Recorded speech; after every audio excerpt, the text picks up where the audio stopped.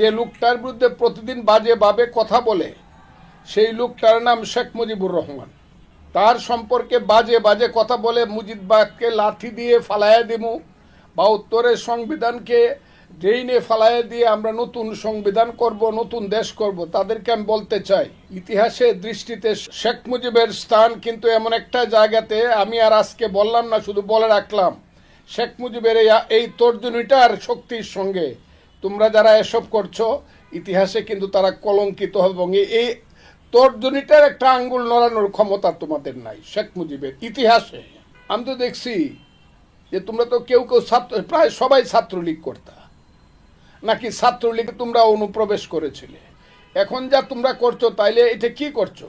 আমি তাই আজকে বলবো যারা এইসব করছে, ঠিক আছে তোমরা তোমাদের কাজ করো, কিন্তু মুক্তিযুদ্ধকে নিয়ে এবং মুক্তিযুদ্ধের প্রধান নেতা বঙ্গবন্ধু শেখ মুজিবুর রহমানকে নিয়ে তোমরা যে কুশ্রী এবং বিশ্রী কথাগুলো বলে যাচ্ছ, এইগুলা কিন্তু একদিন ইতিহাসে প্রমাণিত হবে যে তোমরা হলো ইতিহাসের বিরুদ্ধের মানুষ। মানুষ সামনে আগায়, শয়তান যায় পিছনে, কিন্তু মানুষ সামনে আগায়, ভূতের পা যায় পিছনে।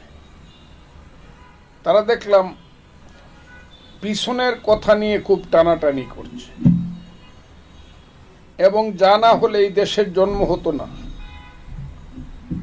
সেই মুক্তিযুদ্ধকে তারা ছোট করার জন্য অসম্ভব ধরনের বাজে কথা বলছেন, যে কথাগুলো আমরা যারা মুক্তিযোদ্ধা তাদের সহ্য হওয়ার কথা না। কালকে দেখলাম আমার দল বিএনপির 2 জন নেতা, তাদের আবার সম্বিত ফিরে এলো কিনা আমি জানি না, তারা বুঝতে পারলো কিনা আমি জানি না।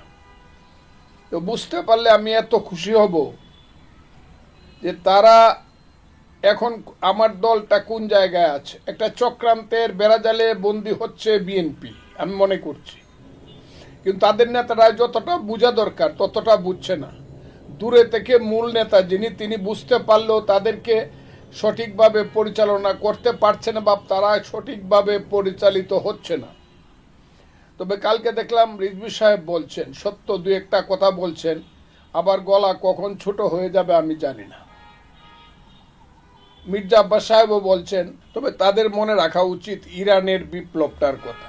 1979 সনে ইরানে যে ইসলামিক বিপ্লব হয়েছিল তৎকালীন শাহনশাহর বিরুদ্ধে, তখন সামনে কিন্তু এই মোল্লা মৌলবীরা ছিল না, এই মৌলবাদী শক্তি ছিল না। সামনে ছিল একটা লিবারেল গণতান্ত্রিক পার্টি বনি সদরের নেতৃত্বে, এবং ওইটাই সবচেয়ে বড় পার্টি ছিল। সেই বনি সদরকে সামনে রেখেই মোল্লারা কিন্তু ইরানের ক্ষমতার ভাগ নিয়েছিল, বড় ভাগ, এবং এক সময় বনি সদরকে